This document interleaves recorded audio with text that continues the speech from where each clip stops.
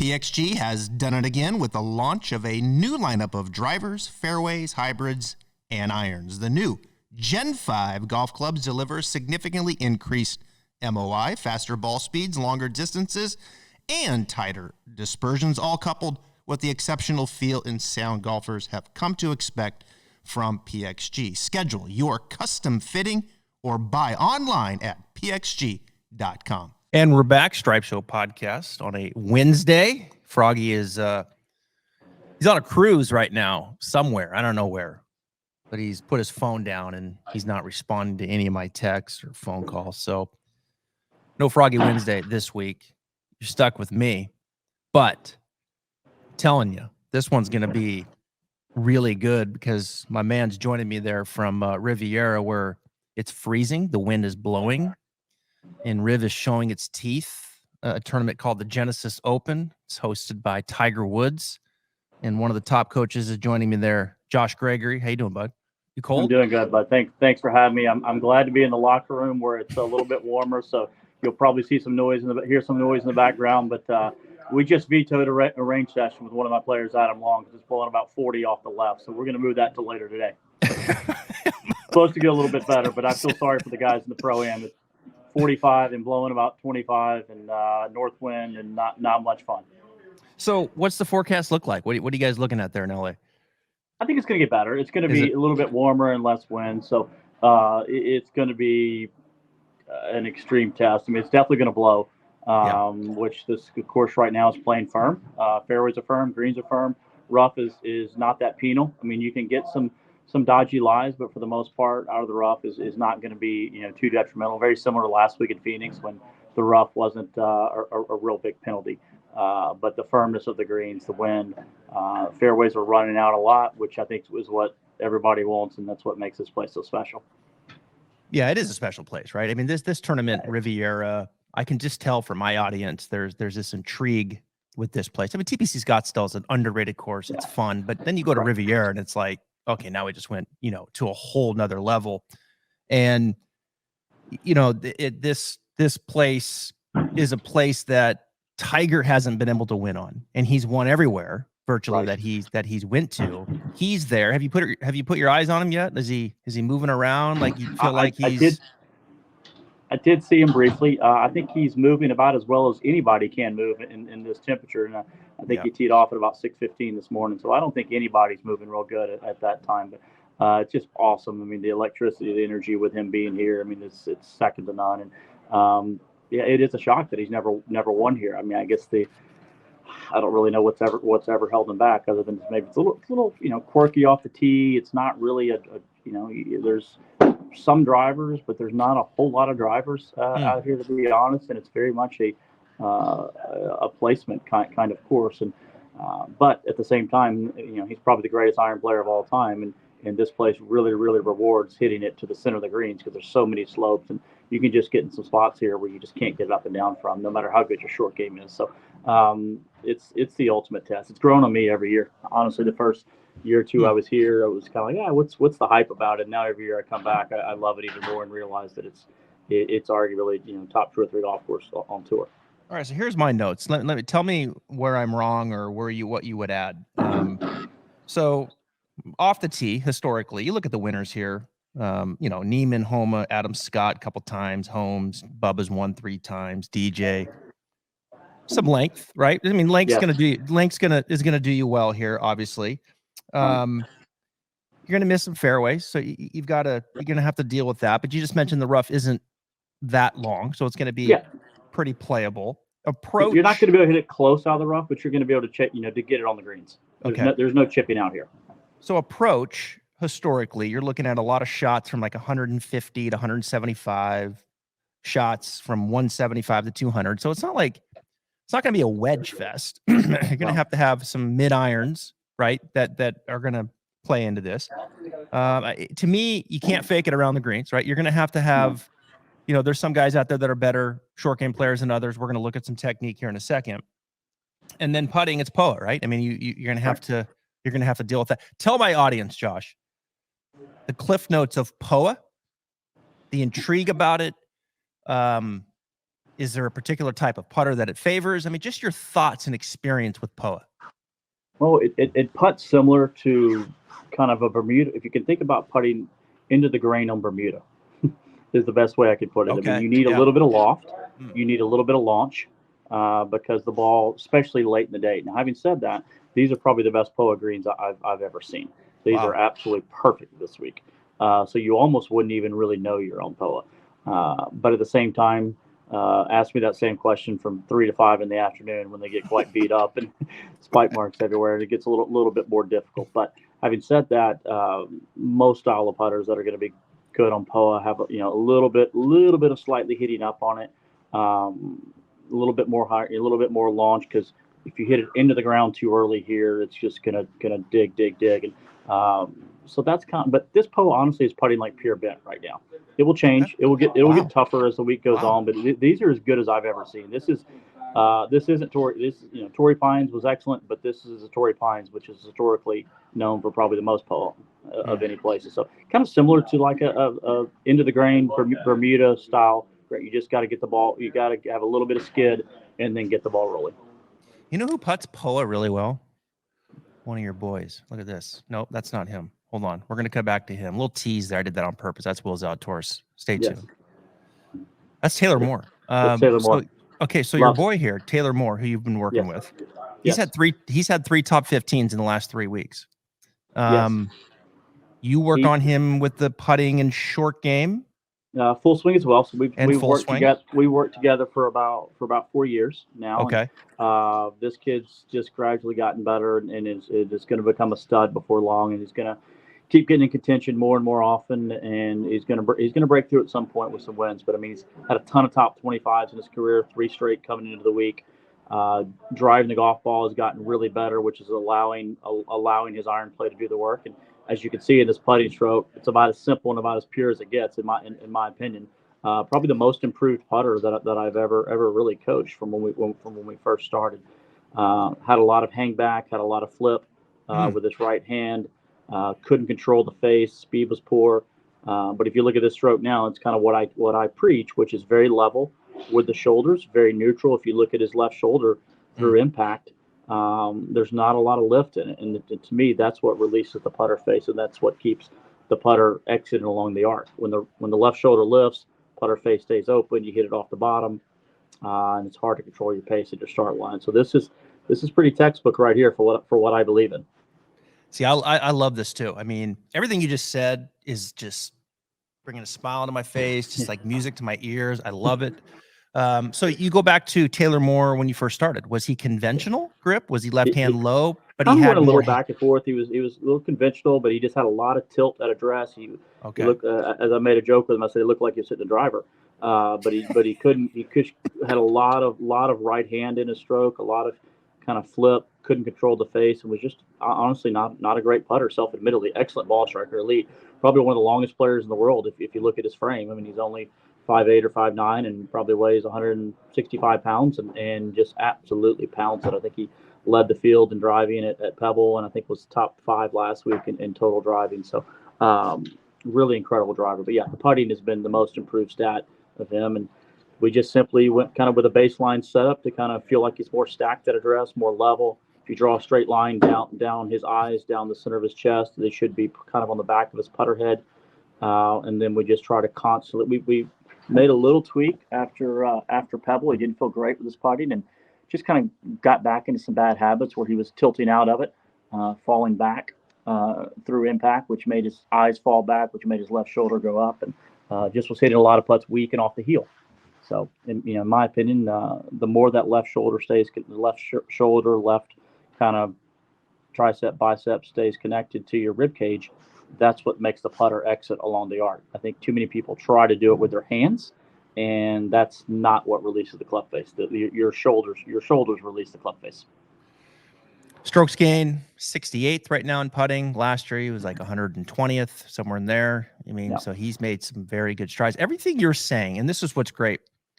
One of the things I try to do, Josh, is like we have the conversation. People are intrigued about how these guys train. They should be. They're the best. And obviously you guys are some of the best teachers. And it's like, then it's like, okay, does that relate to me? And I think in putting, more than any other movement. Yeah.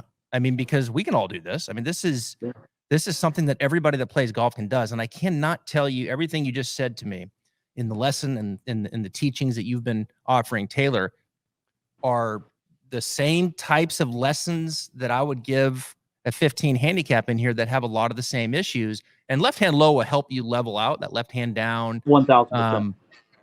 And you can But see how his if you shoulders just are look at level. it, it's just there's reason why there's most putters have anywhere from 3 to 5 degrees of loft on it. So why are we Right. trying to necessarily hit up on it? I mean, I think it's been proven in stats. I think we went through a phase of putting where everybody was talking about hitting up on it. Well, that's natural because of the stroke and the loft, Yep. but we don't need to try to add that to it. If you look at it, go back to that frame where he finishes his stroke. Okay.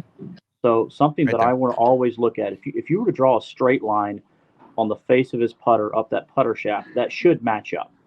So that means the toe is released properly, but it's released by the left shoulder. And if you look at that line is almost perfect.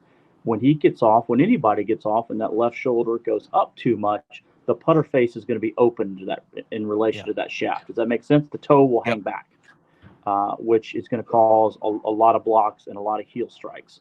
So that's what we look for. That's, essentially the main position I look for is kind of post impact. I mean, look, his path is great. Most tour players' path is great, but honestly, I look at a few things. I'm going to look at setup. I'm going to look at how you stay in your posture, and center face strikes. If you can strike it in the center of the face, that's the most important thing. And so we do a lot of drills to where we use tees or draw a line just to ensure we're hitting in the center of the face, because candidly, I don't really care how you do it. There's been a lot of great putters that have taken it in and rerouted or taken it out and rerouted, whatever. But if you're doing the same thing every time and hitting in the center of the face, that's really all that counts. When you made these changes, how many times did he tell you that he felt like he was hitting down on it? We talk about it every day, still to this day. We do a lot. I do a lot of work with guys. I call it putting like putting like you're on a downslope.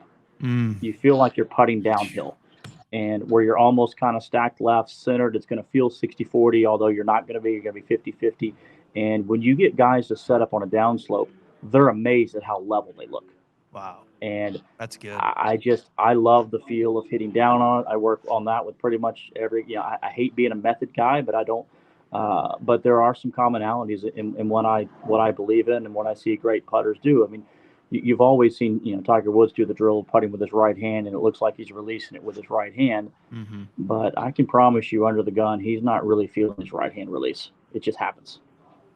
So this is him here, right? A little short game? Yes, this is Taylor. So this is probably my model in chipping and what I had to believe. I mean, I think there's been some stuff on the internet come out lately about drawing versus cutting, chipping, and bunker shots. And, I'm probably slightly on the draw to neutral side of things. But at the same time, every chipping, every pitch shot is based on lie. Whether it's soft sand, whether it's firm sand, whether it's zoysia, or whether it's into the grain, whether it's sitting down, whether it's sitting up. So there's no one size fits all in a pitching motion. But if you look at this motion, this is very square stance, slightly closed off, playing perfect on the backswing, club head, covering up his hands there. And this is where I look at right there. Stop right there. That is by far what I look at the most. So I am trying to preach kind of a stable lower body that slightly opens, but a very rotated, pivoting upper body. So if you look at the logo on his shirt, look how it's rotated back and around to the left.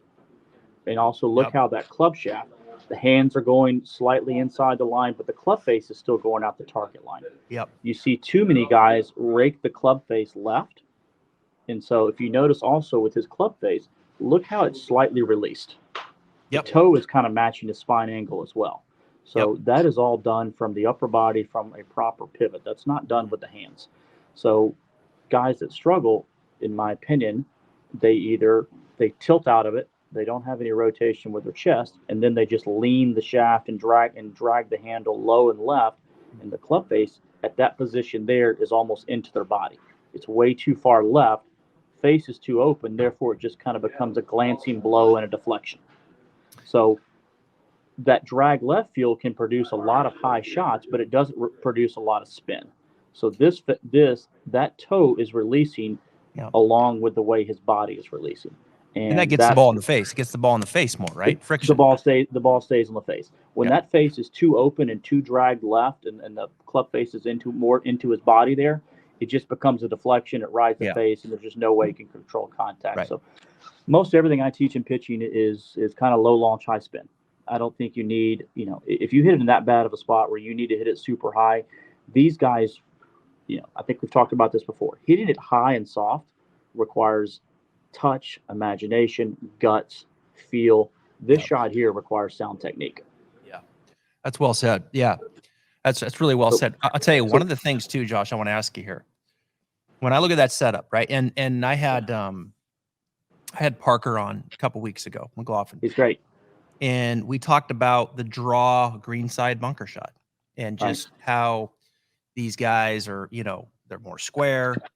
And I've kind of brought it to light in social media, the conversation more, and it's amazing, like how far that has gone now. Like it really took off, like this conversation of, these guys are square or close in the bunker.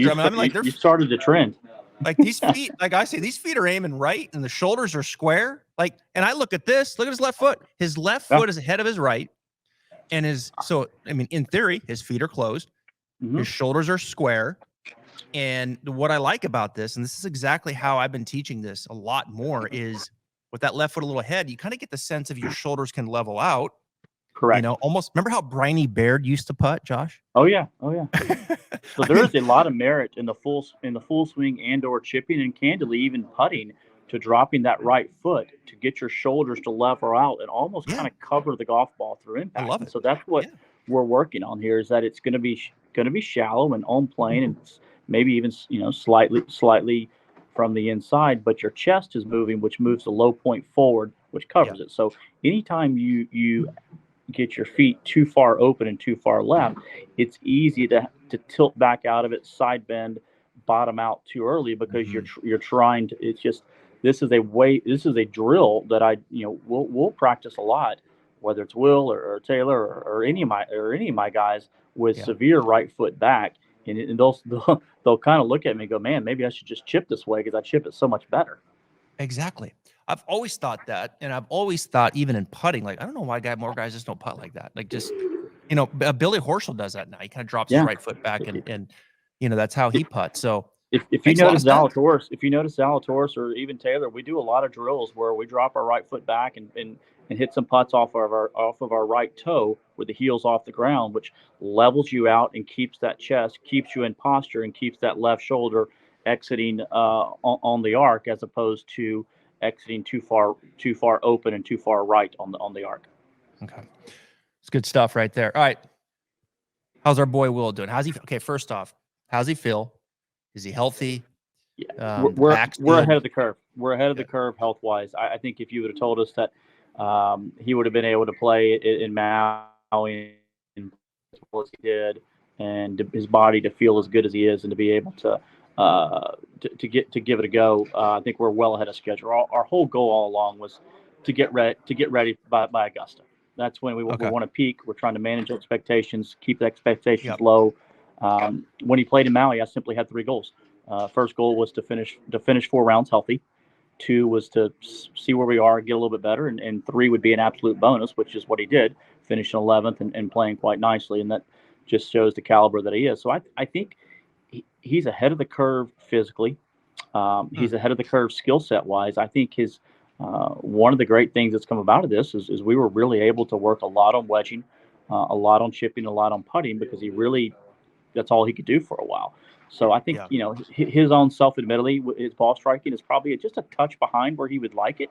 But that's normal, because he's all he's been able to pretty much do is reps. He hasn't really been able to compete a lot. He hasn't been able to hit shots under the gun. And I'm not too worried about his ball striking. He's going to be just fine. As he texted me the other day, he said, if I could figure out how to hit a long iron again, I'll be just fine. And I said, bud, I'm not too worried about your long iron game. You're the best in the world at it. So, but he's good. Let me ask you a question on that. The long iron, right? Because long iron, you got to throw it up in the air.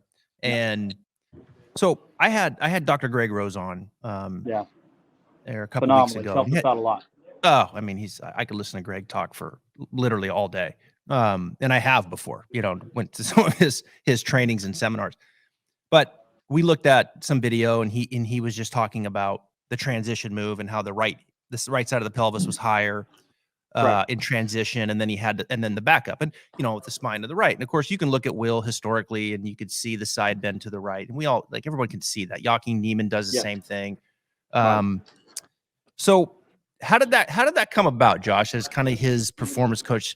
Were you, because he started to have some back issues, and obviously you knew his pattern for a long time. Did you just at that point, it was like, hey, Will, if we're going to play this game for the next 20 years, we probably need to get that out? Well, is that kind of how it happened? I think a little bit, yeah. I mean, obviously the injury, the herniated, the disc issues were a serious wake up call, and that he needs to figure out what caused this, how we can do it better, and how we can hopefully have a career of 20 to 25 years out here and promote longevity. And so that was all of our goal. His full swing coach Troy Denton, myself, Damon Goddard, his trainer. We all went to see Greg Rose in December to just get some facts, understand where this kind of came from, and understand if there's any tweaks he can do with this setup or anything that might be, holding him back that can, for one, most importantly, promote longevity, and two, maybe even make his ball striking even better. So we've definitely learned a few things that he does, and he's made a couple little small changes to his setup. Nothing crazy. Definitely with the drivers, made some changes with the irons kind of doing his thing, back to kind of doing his thing. But it's going to take some pressure off his back, and I think it's going to make him perform even better once it's comfortable. Do you think in the end, we'll see? I mean, everybody has side bend to the right at impact. Correct. Do you think we'll see, in the end, a little less of that, perhaps? Because I saw some swings the first time out. He did look like he was more, let's just say, on top of it and less side bend to the right. 100%. That's the ultimate goal, is to take a little bit of that out. It obviously will never, it'll always be probably on the higher end of it. But I think just in the way he's setting up, it's helping his load a little bit better. It's helping him push off his right side a little bit earlier, because that was kind of the fault, that he pushed off a little late. So therefore, that created the excessive side bend. So I think it's, again, 90% in the setup, a little bit in his load, and that's going to take care of itself. But is it something that he's, would you say, actively working on? I think he's always worked on, whether it's with Troy or whether it's, kind of even me, even with his pitching or even with his wedging, always trying to feel more level through the golf ball. And when he does that, it's pretty freaking scary to watch him at a golf ball. It's impressive. Yeah. When's the last time you were on the range and you heard a coach say, hey, I think you need more side bend right through impact? I haven't heard any of that anytime soon. First of all, I wouldn't even really know how to create that. I'm not that smart. You got to have some at address. You got to have some at impact. But all these guys, high skill players, they're trying to get some of it out usually. They get too much. I think it's a misconception. Short game, you want it out. Short game, you want to be more on top of it. you better be, because we're trying to move the low point forward, and we're trying to make sure that we stay on top of it and get ball first and all those things. But his putting is becoming really good. I know he gets criticized, and it doesn't always look pretty from inside of 4 feet. But I mean, watch this stroke right here. I mean, this is pretty flawless. If we notice, we kind of did some work last year, figuring out exactly where his grip should be and understanding where his hands should be. And so we quantify that daily to where he can feel a little bit more level at address. If you look at that, the toe is released perfectly in relation to the club shaft, staying in posture, something we always work on. If you notice his chest there, when he's off a little bit, you'll see the chest kind of pop up, and you'll see the head pop up a little bit. Left shoulder pops up and kind of wipes across it and leaves the face open. So we're constantly trying to offset his patterns, that gets that putter raked a little inside, as we've always seen. And that's something, I love the way he goes about it. I mean, he owns it. And he says, look, I know it's not pretty. I'm not trying to win a beauty contest, but as he said at Augusta, and then he said, and I think in a recent interview as well, he said, look, if anybody wants to go to the putting green and putt for whatever you want, I'm ready to go.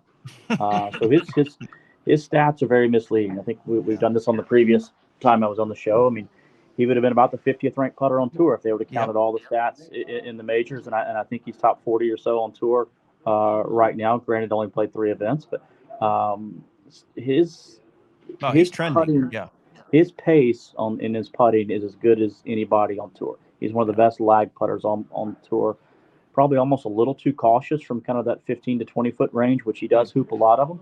But just trying to get him to a little bit more confident with his pace, getting comfortable hitting it a foot and a half, 2 feet by.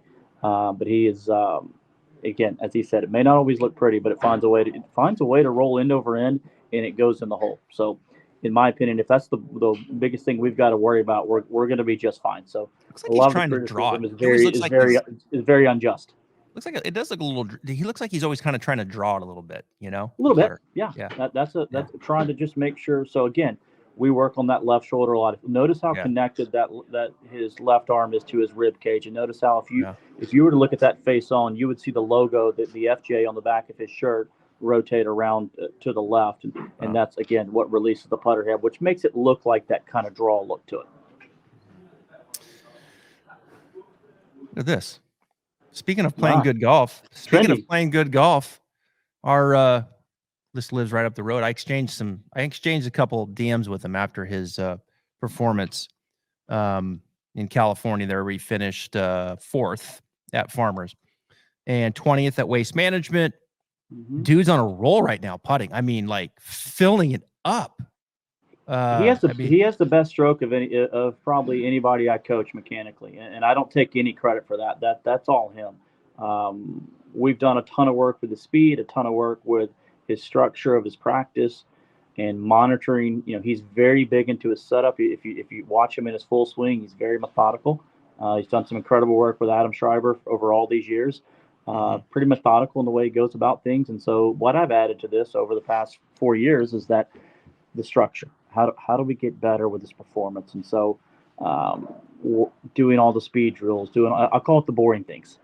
Sam didn't always love doing the boring things at first to become elite. And now he's really becoming way more of a true pro and way more of a guy that's really buying into saying, hey, I can be one of the best in the world, but I got to do some of these little things, and starting to pay off because his ball striking has been phenomenal.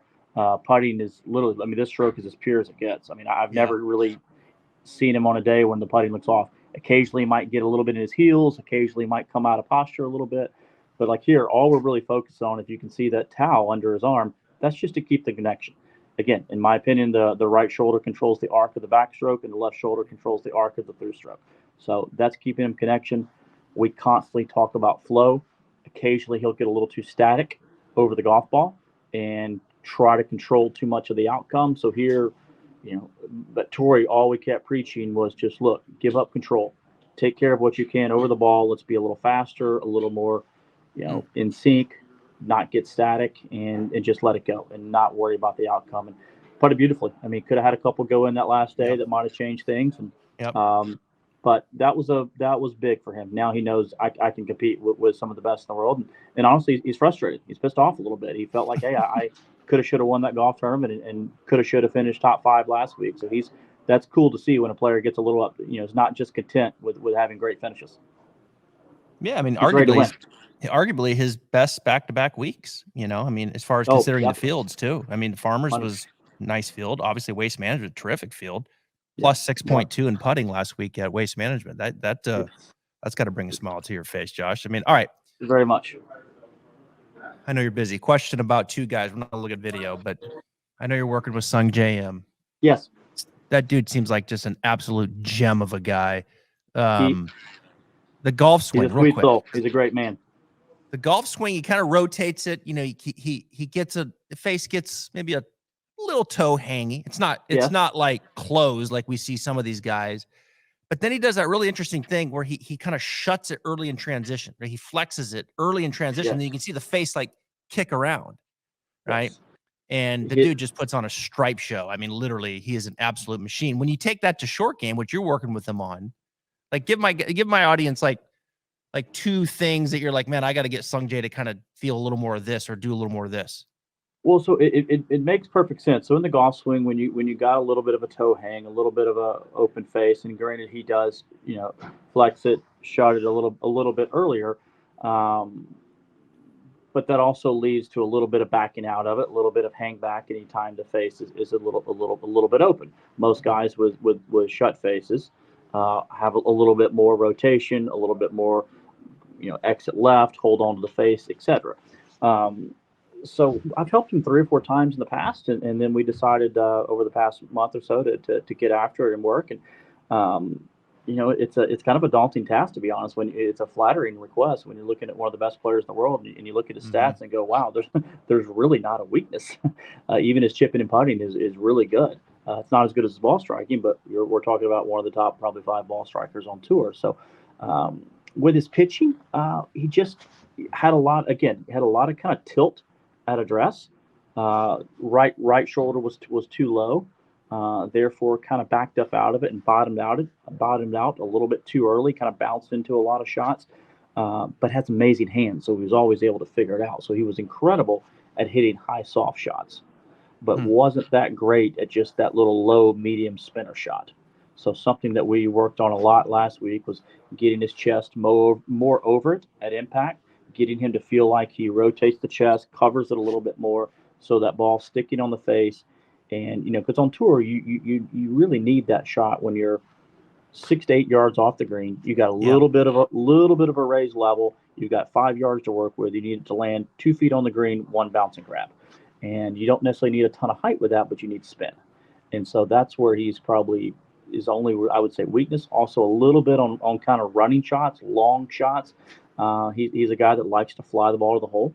He's a guy that likes to fly it, which he's incredible at it. But just trying to add shots to his arsenal, getting to understand that on low running shots, we need to feel a little bit more draw. We need to feel a little bit more toe release. We need to move the ball a little back in our stance so we can get the path a little more end out, so the ball comes off lower with less backspin on it. Bunker wise, kind of same tendencies. Ball was too far back, a little tilt back, kind of backed up out of it to try to create height. So we just simply moved the ball forward, got his chest more over it, got him dumping out the face a little bit more so he didn't lean the shaft. Did a lot of work where we practice on upslopes. I love practicing on upslopes for that feel, because if you lean the shaft, it'll just dig right into the hill. So getting him to understand that's how, on soft bunkers, that's how we got to release the face. But I think more importantly with him is just taking his work ethic, taking his ability, which is off the chart, and being able to teach him how to practice it a little bit better, teaching him how to hit different shots, hit different landing areas. Yes, enough technique to get him there, but understanding how to set up to each shot, how to understand in the bunker, when it's firm, we're going to set up weight more left. When it's soft, we're going to be more drawing. When it's firm, we're going to be a little more cutty, all those kind of things. So putting stroke pace is excellent. Took it a little out, a little outside on the takeaway, was slightly cut across a little bit. So trying to just kind of neutralize that. Only weakness in his putting, as 99.9% of all golfers, just misses too many putts on the low side. So challenge him to be a little bit more artistic there, doing a lot of drills where we're trying to hit putts, making them on the high side to overread them, and just a ton of random practice and teaching him how to take his work ethic, which is second to none, and showing him how to practice a little bit more effectively. So hopefully we can spend a little less time, but more productive time. Yeah, the reality is his driver probably, other than his driver the last 2 weeks, he could have won. 4th at the Farmers, 6th at Waste Management. Iron game good, short game good. Put a great at Farmers. I think he was second or in strokes gained around the green last week, which is remarkable. So I would say he hasn't driven it up to his standards, which to me is pretty darn exciting. If we can dial in the short game and have him become a top 10, 15 short game guy in the world, he's got a chance to be one of the best in the world, if not the best. Yeah, his driver. He'll. It's not unlike Sanjay to go +4 or 5 strokes gained off the tee. It's a joke watching him at the golf ball. It's a privilege for me just to stand there and watch him hit it, because it's just effortless. All right, 1 minute on a guy that's going to be on the PGA Tour next year. I think Pearson Coody. You've been teaching him. Dude's a beast, man. Yes. He's kind of short, but he's built, and he rips it, bombs it. 2 wins on the Korn Ferry Tour in the last 2 years. You've been coaching him. Can you just give us a little insight on what we can get us excited about Pearson, because he's going to be out here next year? Yeah, he's going to be out here next year. Hopefully even sooner than that. Hopefully he can get 2 more W's and get out here. And he's going to play. He's got spots. He's going to tee it up next week at the Honda. Awesome. So that'll be cool to see. And where Sungjae won a couple years ago. Exactly. He's a built. He's again not a ton of height, probably 5'9", but he's very stocky, huge legs, chest. drives it great, swings it pure as can be, and we've been working for about 2.5, 3 years on, again, a lot of short game, a lot of wedging, just trying to get him in college ahead of the curve. So when he does get out here, he's going to understand how to practice, where all the areas that he needs to close the gap on. And what I'm excited about is selfishly, all we've really been able to do is do a ton of work at home in Dallas with he and his brother both, Parker, who's another stud as well, and he'll be out here as well someday.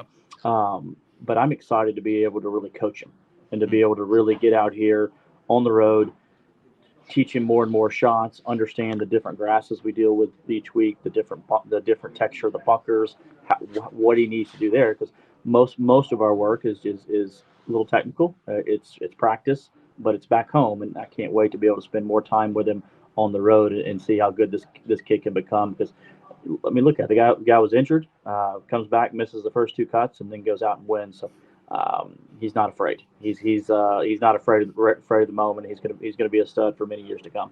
Yeah, it's a good way to put it. Yeah, he doesn't look afraid. Like there's guys that get in the hunt and they're like, get out of my way. I'm gonna go win this thing. He looks the part, and it's gonna be fun to see him out there. Oh man, it's got to be at least 42 degrees out there by now. I think it's warmed up 2 or 3 degrees, so I got to go get on the putting green and help Will out a little bit. Hey, thank you. You're the man. Always.